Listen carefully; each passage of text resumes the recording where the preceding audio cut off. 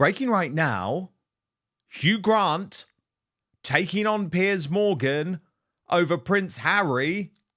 And could this celebrity showdown end up in a boxing ring with the Duke of Delusion watching on? Well, certainly that's the dream of Mr. Morgan. But let me take you through this. So you'll remember that last week, Prince Harry, the Pussy Prince, as I call him, bottled facing me in court. We were going to be there on Thursday.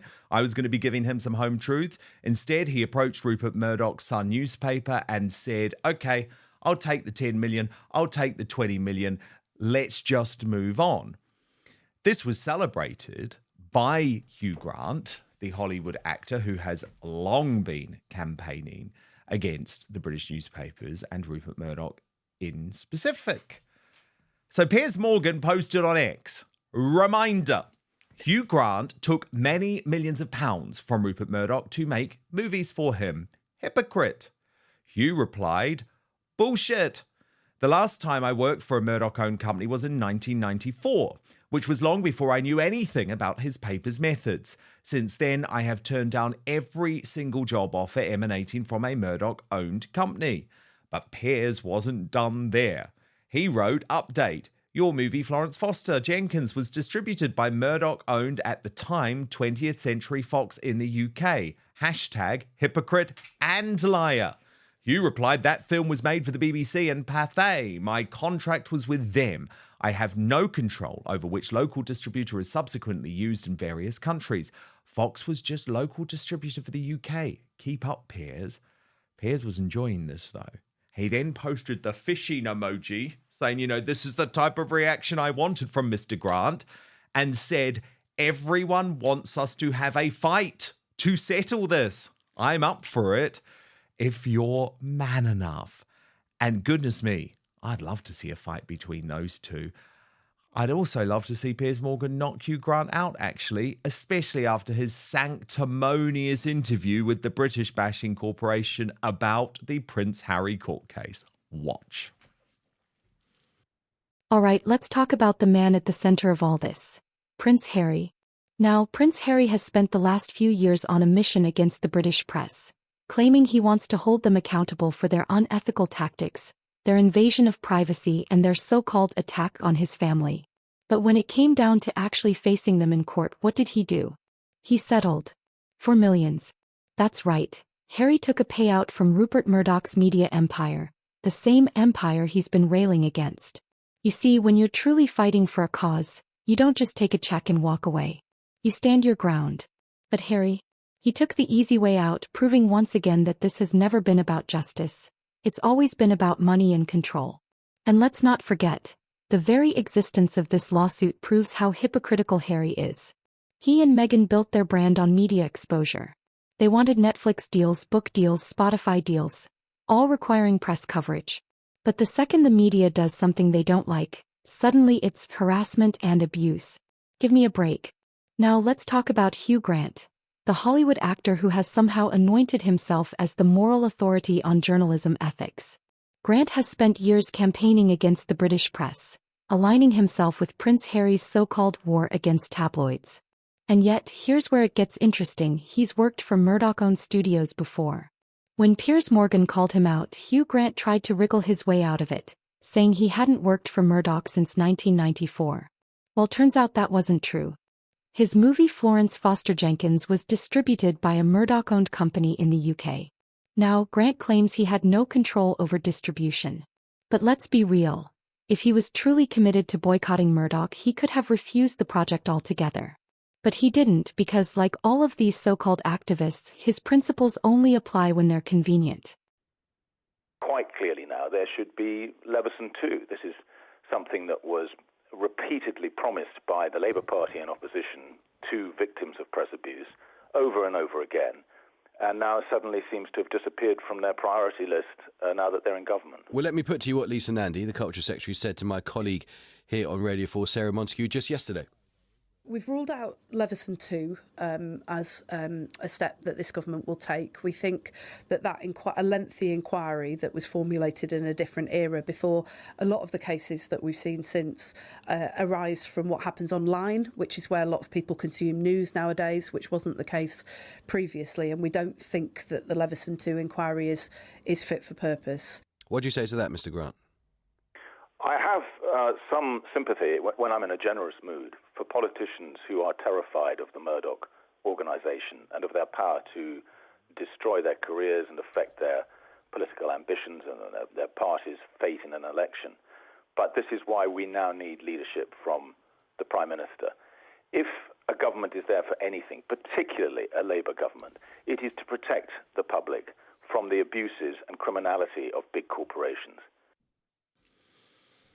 Britany from the Royal News Network back with me now. Oh my goodness. I mean, I don't know who annoys me more, Hugh Grant or Prince Harry. I don't agree with Piers Morgan on everything, but certainly on Harry's case, he's completely right. I mean, he wrote about the settlement, Britany. So moral crusader Prince Harry took the cash.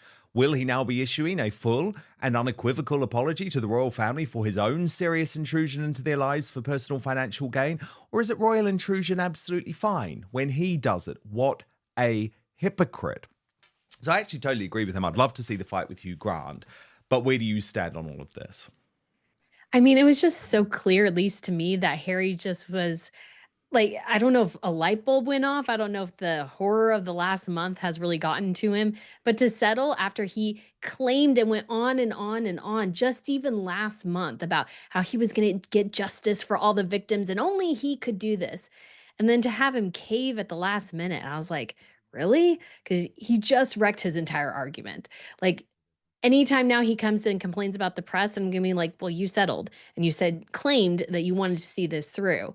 And then you took the easy way out after obviously he had been offered settlements multiple times. And so it's just completely ridiculous.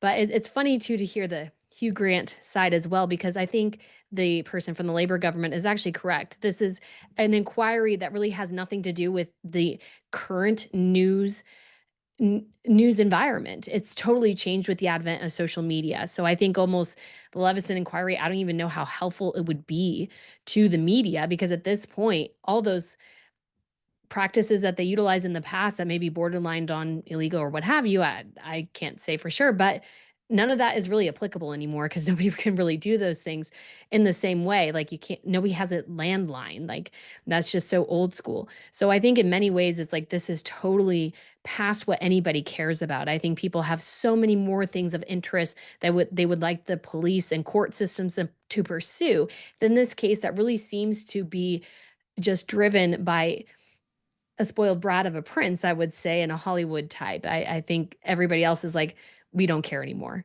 And let's take a step back. Why is Hugh Grant, a Hollywood actor, so invested in censoring the free press? What does he have to hide? This is a guy who got caught cheating on Elizabeth Hurley with a prostitute back in the 90s. Was it the press that embarrassed him, or was it his own actions? Maybe that's why he's so bitter. Harry and Meghan, Hugh Grant, and a long list of celebrities don't just want privacy. They want control. They want to dictate how they're covered in the media, deciding who gets to praise them and who gets silenced. And now, with Prince Harry's legal win and Hugh Grant's grandstanding, they are setting a dangerous precedent. If celebrities can bully the media into submission, what happens to real journalism? To investigative reporting? To holding the powerful accountable? Because let's be clear, Harry and Meghan are not powerless victims. They are multimillionaire elitists who want royal status without royal responsibility. And Hugh Grant is not some noble truth seeker. He's a bitter actor with a grudge. Piers Morgan, in classic Piers fashion, challenged Hugh Grant to a boxing match to settle their feud. And you know what? I'd pay good money to see it. Just imagine it. Piers Morgan versus Hugh Grant, gloves on, under the lights. And heck, maybe Prince Harry could be the ring announcer. Now, obviously, this is all a joke, but it does highlight something real. Totally. I mean, look at what's going on in the world. Look at what's going on in the United Kingdom. This should absolutely not be a priority for the police. I would actually argue Hugh Grant and Prince Harry and Gordon Brown and all of these privileged members of the establishment are wasting the police time. There was investigation after investigation into this. And it's almost like Harry and Hugh won't stop until Piers Morgan is in jail. That is what they want. They've admitted that both privately and publicly. It's not going to happen. They should move on. They both live very privileged lives. And actually, Britany, if they really cared, they had an opportunity to take this to court. But in the end, they proved they were all about the money. They were prepared to take the money. So spare me the moral lecture, Prince Harry and Hugh Grant. It is just so annoying. But I actually think one of the other reasons that Harry may have settled this case, Britany, is because he's increasingly under pressure when it comes to the likelihood that he lied about his illegal drug taking on his immigration papers before entering the United States.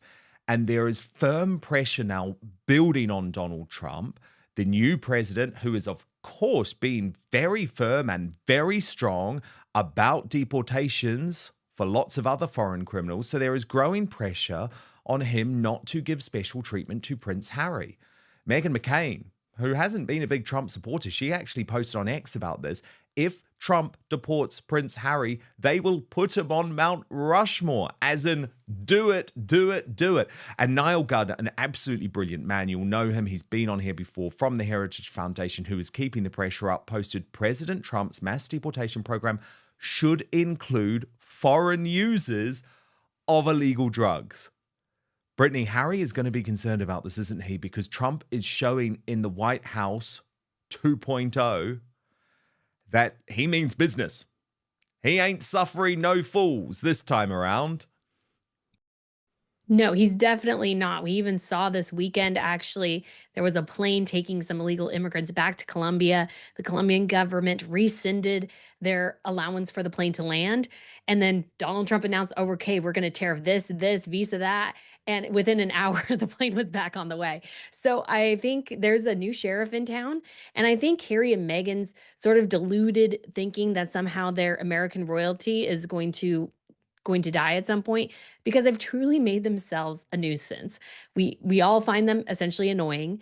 And Harry was the one who wrote the book. Nobody told him to reveal all the things that he did in his book.